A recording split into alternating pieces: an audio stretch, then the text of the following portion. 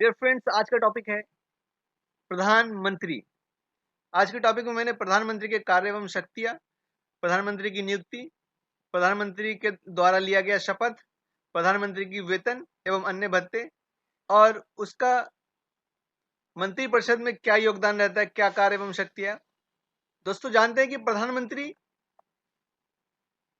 क्या हमारे संसद के लिए इंपॉर्टेंट है, हमारे देश के लिए प्रधानमंत्री का क्या इंपॉर्टेंस रहता है। देखिए, भारत में संसदीय शासन व्यवस्था अपनाई जाती है। संसदीय व्यवस्था में राष्ट्रपति केवल नाम मात्र का एक कार्यकारी प्रमुख होता है, जबकि वास्तविक कार्यकारी प्रमुख प्रधानमंत्री होते हैं। सारी शक्तियां, कार्यकारी शक्तियां प्रधानमंत्री के पास होती हैं। अनुच्छेद 14 में कहा गया है कि राष्ट्रपति को सहायता एवं सलाह देने के लिए एक मंत्रिपरिषद होगी, जिसका प्रमुख प्रधानमंत्री होगा।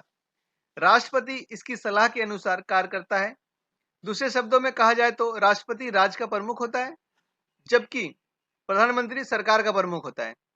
वास्तव में प्रधानमंत्री ही अपने मंत्रिपरिषद के साथ मिलकर सरकार चलाते हैं।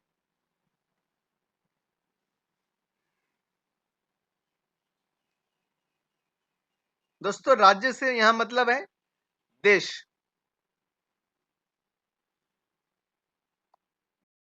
आगे देखते हैं प्रधानमंत्री की नियुक्ति। प्रधानमंत्री की नियुक्ति कैसे होती है। संविधान के अनुच्छेद 75 में कहा गया है कि प्रधानमंत्री की नियुक्ति राष्ट्रपति द्वारा की जाएगी। राष्ट्रपति केवल उसी व्यक्ति को प्रधानमंत्री नियुक्त करता है जो कि लोकसभा में बहुमत प्राप्त दल का नेता होता है। प्रधानमंत्री पद पर नियुक्त होने वाले व्यक्ति को संसद के किसी भी सदन का सदस्य होना जरूरी है।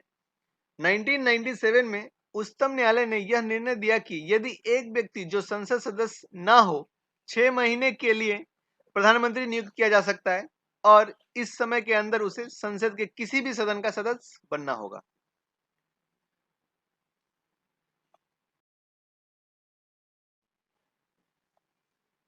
परंतु कुछ मामलों में प्रधानमंत्री की नियुक्ति में राष्ट्रपति अपने व्यक्तिगत विवेक या अधिकारों का प्रयोग कर सकता है।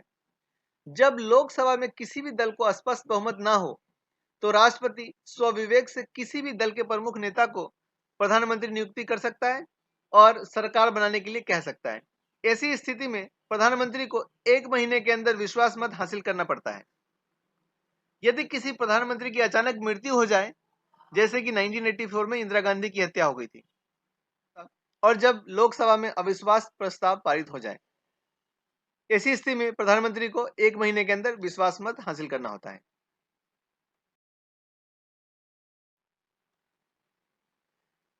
आगे देखते हैं कि प्रधानमंत्री के द्वारा क्या शपथ लिया जाता है, उसकी पदावधि कितने वर्षों की होती है और वेतन क्या होता है।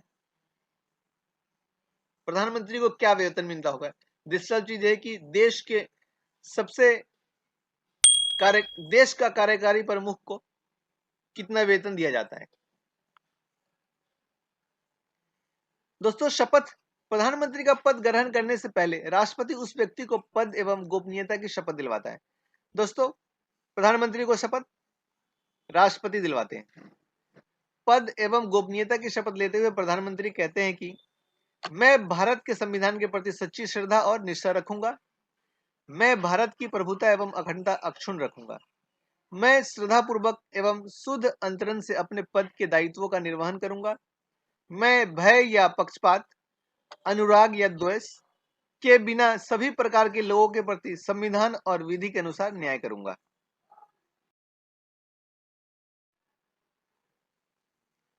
पदावधि। कितने वर्षों के लिए प्रधानमंत्री नियुक्त किए जाते हैं। दोस्तों, प्रधानमंत्री को 5 वर्ष के लिए नियुक्त किया जाता है, लेकिन प्रधानमंत्री का कार्यकाल निश्चित नहीं होता है, क्योंकि प्रधानमंत्री अपने पद पर तभी तक बना रह सकता है जब तक उसे लोकसभा में पूर्ण बहुमत का समर्थन प्राप्त है। लोकसभा में विश्वास मत खो देने पर उसे अपने पद से त्याग देना लोकसभा में विश्वास मत खो देने पर उसे अपने पद से त्याग पर देना होगा, अथवा त्यागपत्र ना देने पर राष्ट्रपति उसे बर्खास्त कर सकता है, और यह कभी भी हो सकता है।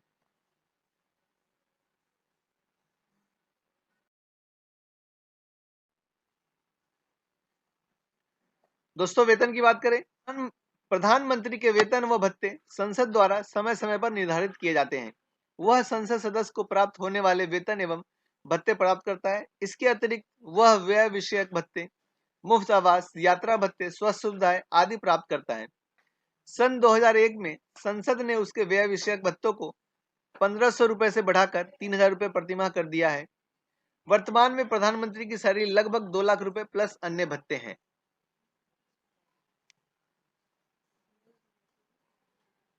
प्रधानमंत्री के कार्य एवं शक्तियां, ये आपके एग्जाम्स के लिए इंपॉर्टेंट रहेगा कि प्रधानमंत्री का क्या कार्य रहता है और उसमें क्या क्या पावर्स निहित है, किस तरह वो देश का कार्य प्रमुख होते हुए देश का कार्य चलाते हैं, देश के विभिन्न महत्वपूर्ण विभागों के प्रमुख होते हैं और उनका कार्यकारी प्रमुख होते हैं।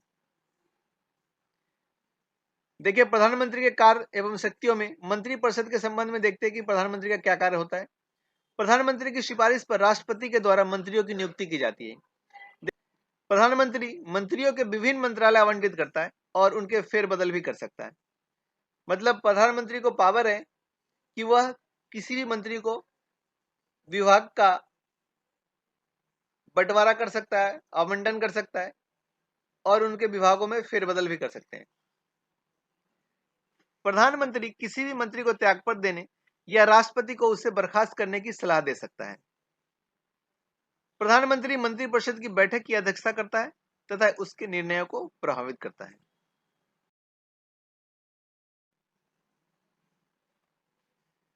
प्रधानमंत्री सभी मंत्रियों की गतिविधियों को नियंत्रित, निर्देशित करता है और उनमें समन्वय रखता है।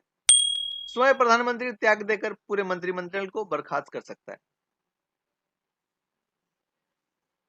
प्रधानमंत्री मंत्रिपरिषद का प्रमुख होता है, अतः प्रधानमंत्री के त्याग देने अथवा उसकी मृत्यु होने पर मंत्रिपरिषद स्वयं ही विघटित हो जाती है, जिससे अन्य मंत्री भी कोई कार्य नहीं कर सकते हैं।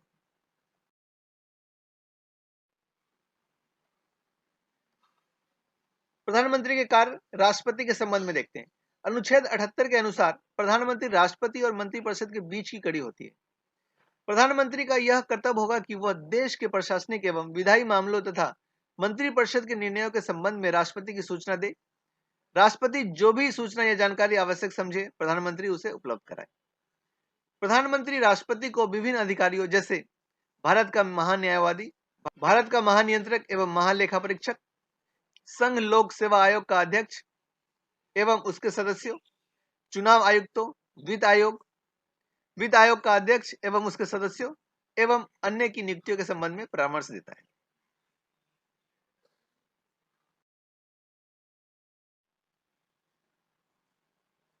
संसद के संबंध में प्रधानमंत्री के क्या कार्य रहते हैं?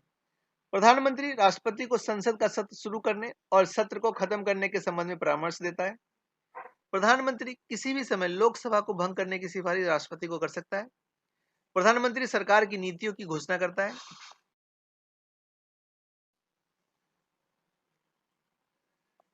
अन्य शक्तियां व कार्य। प्रधानमंत्री नीति आयोग, राष्ट्रीय विकास परिषद, राष्ट्रीय एकता परिषद, अंतर्राज्यीय परिषद और राष्ट्रीय जल संसाधन परिषद का अध्यक्ष होता है।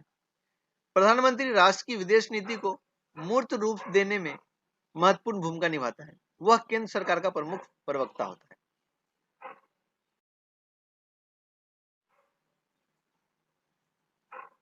वह आपातकाल के दौरान राजनीतिक स्तर पर आपदा प्रबंधन का प्रमुख होता है। देश का नेता होने के नाते वह विभिन्न राज्यों के विभिन्न वर्गों के लोगों से मिलता है और उसकी समस्याओं के संबंध में ज्ञापन प्राप्त करता है। वह सत्ताधारी दल का नेता होता है। वह सेनाओं का राजनीतिक प्रमुख होता है। दोस्तों, अगर मेरा वीडियो अच्छा लगा तो प्लीज मेरे चैनल को सब्सक्राइब करें, वीडियो को लाइक करें और इसे ज्यादा से ज्यादा शेयर करें, जिससे उन सभी को इस वीडियो का फायदा मिल सके जो एग्जाम्स की तैयारी में लगे हुए हैं, जो किसी भी एग्जाम्स की तैयारी में लगे हुए हैं, उनके लिए यह टॉपिक हेल्पफुल होगा। मेरे वीडियो को पूरा सुनने के लिए बहुत बहुत धन्यवाद। Thank you for watching. Thank you so much.